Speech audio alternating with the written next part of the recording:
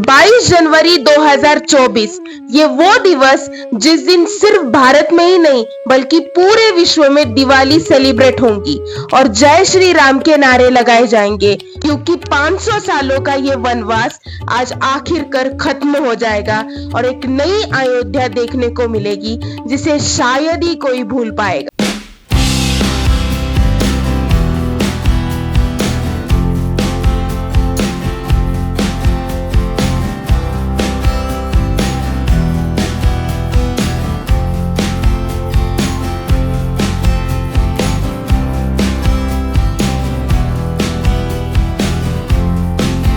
राम मंदिर आकार ले रहा है, उसके पीछे दशकों तक चली लंबी कानूनी लड़ाई है। अयोध्या में राम मंदिर निर्माण का सफर काफी चुनौतियां भरा रहा है।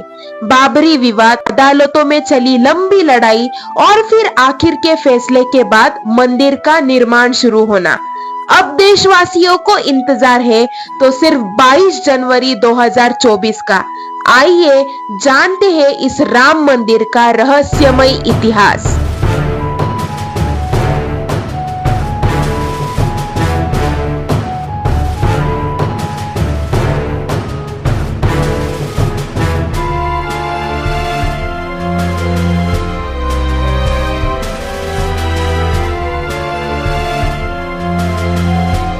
कहानी की शुरुआत 1526 से शुरू होती है।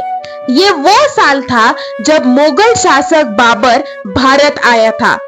2 साल बाद बाबर के कमांडर मीर बाकी ने अयोध्या में एक मस्जिद बनवाई।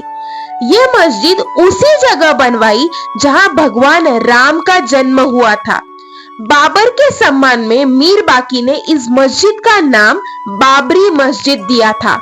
ये वो दौर था जब मुगल शासन पूरे के पूरे देश में फैल रहे थे।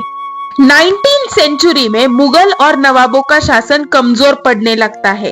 इस दौर में ही हिंदुओं ने ये मामला उठाया और कहा कि भगवान राम के जन्म स्थान को तोड़कर आपने ये मस्जिद बनाई है। इसके बाद से ही रामलला के जन्म स्थान को पाने की पहली लड़ाई शुरू हो जाती है। मीर बाकी के मस्जिद बनाने के 330 साल बाद 1858 में लड़ाई कानूनी हो गई, जब पहली बार परिसर में हवन पूजन करने पर एक एफआईआर हुई। इन दंगों को रोकने के लिए ब्रिटिश गवर्नमेंट बीच में आकर कहती है कि हम इस पार्ट को 2 हिस्सों में बांट देते हैं। अंदर का हिस्सा मुस्लिम्स के लिए और बाहर का हिस्सा हिंदूज के लिए डिवाइड हो जाता है। अयोध्या रिविजिटेड किताब के मुताबिक 1 दिसंबर 1858 को शीतल दुबे ने अपनी रिपोर्ट में बताया कि परिसर में फेंसिंग बनाई गई है। इसके बाद मुस्लिम्स और हिंदुओं को अलग अलग पूजा और नमाज करने की परमिशन मिल जाती है। 1858 में हुई घटना के 27 साल बाद 1885 में राम जन्मभूमि के लिए लड़ाई अदालत में पहली बार पहुंच जाती है, जब रघुबर दास ने फैजाबाद के न्यायालय में बाबरी मस्जिद के बाहर के आंगन में स्थित अस्थायी मंदिर को पक्का बनाने की और छत डालने की मांगनी की। जज ने फैसला सुनाया कि वहां हिंदुओं को पूजा अर्चा का अधिकार है, लेकिन वो जिलाधिकारी के फैसले के खिलाफ मंदिर को पक्का बनाने और छत डालने की अनुमति नहीं दे सकते। एक तरफ जहां अंग्रेजों के खिलाफ आजादी के लिए मुहिम और दूसरी तरफ राम मंदिर को हासिल करने की मुहिम जारी थी। 15 अगस्त 1947 को भारत अपनी भूमि पर आजादी का तिरंगा लहराता है।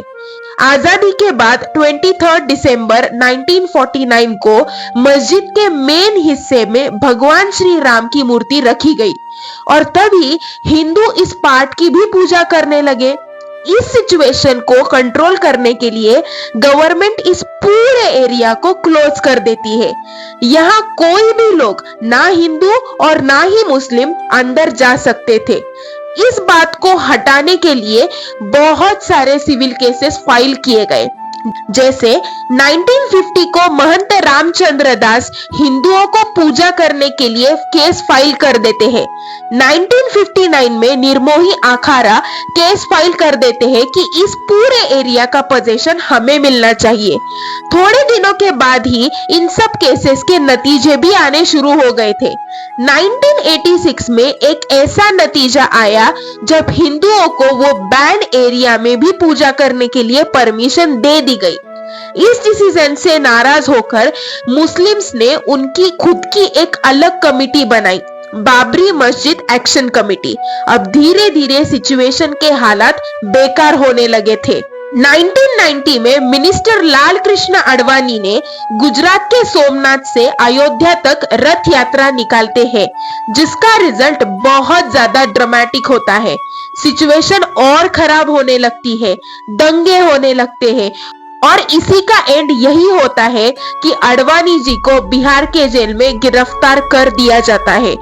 अब 6 दिसंबर 1992 को वो सबसे अहमियत दिवस, जिस दिन हजारों की संख्या में कर सेवकों ने बाबरी मस्जिद को ढहा दिया और उसी जगह भगवान श्री राम का मंदिर बना दिया।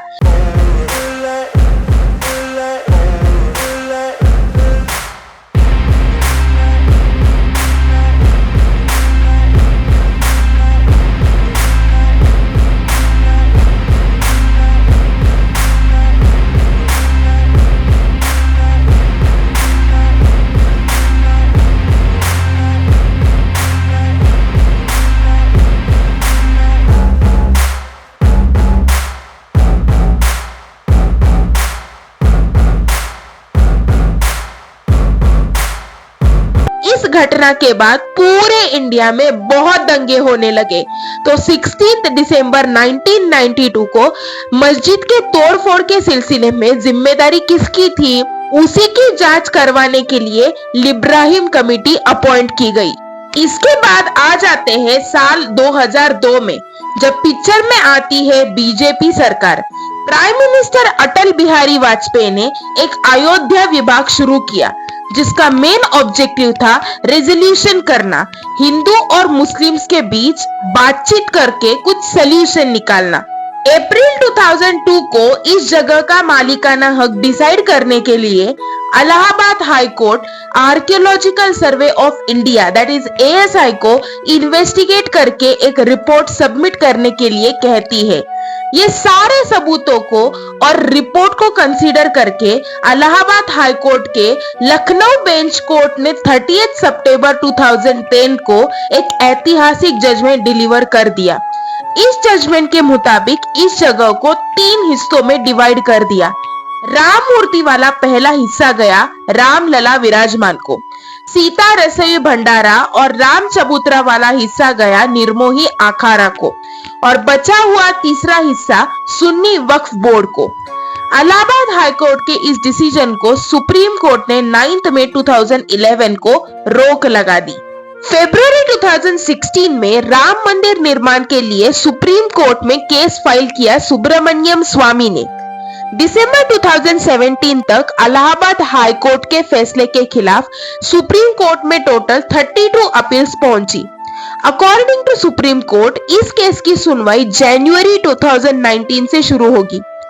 8 मार्च 2019 को सुप्रीम कोर्ट इस पूरे डिस्प्यूट को कोर्ट रेगुलेटेड मीडिएशन के थ्रू सेटल करने के लिए कहती है। मई 2019 में मीडिएशन पैनल अपनी आखिरी रिपोर्ट सुप्रीम कोर्ट को सबमिट कर देती है, जिसके बाद सुप्रीम कोर्ट में 40 दिन की हियरिंग चलती है। इस हियरिंग के बाद सुप्रीम कोर्ट अपना जजमेंट रिजर्व कर देती है। सारे पक्षों के दलीलें सुनने के बाद सुप्रीम कोर्ट ने यह कहा कि सिर्फ कहीं सुनी बातों पे बेस्ड या सिर्फ ASI के रिपोर्ट पर बेस्ड किसी भी जमीन का मालिकाना हक डिसाइड नहीं किया जाता। जमीन का जो टाइटल है वो लीगल प्रिंसिपल्स और एविडेंस पे बेस्ड दिया जाता है और ये एविडेंस यही कहता है कि मस्जिद होने के बावजूद हिंदूज को पूजा करने के लिए रोक नहीं लगाया गया। फाइनली 9 नवंबर को 134 साल से चली आई लड़ाई में वक्त था अंतिम फैसले का। सुप्रीम सुप्रीम कोर्ट कॉन्स्टिट्यूशन के आर्टिकल 142 के पावर्स को यूज करते हुए जो भी गलतियां हुई है उसको सुधारते हुए ये फाइनल डायरेक्शन देती है। बाबरी मस्जिद वाला 2.77 एकड़ वाला एरिया रामलला विराजमान को जाएगा। स्टेट गवर्नमेंट और सेंट्रल गवर्नमेंट के थ्रू सुन्नी वक्फ बोर्ड को 5 एकड़ जमीन दी जाएगी और ये दोनों पार्टीज को अपना अपना हिस्सा एक ही दिन दिया जाएगा।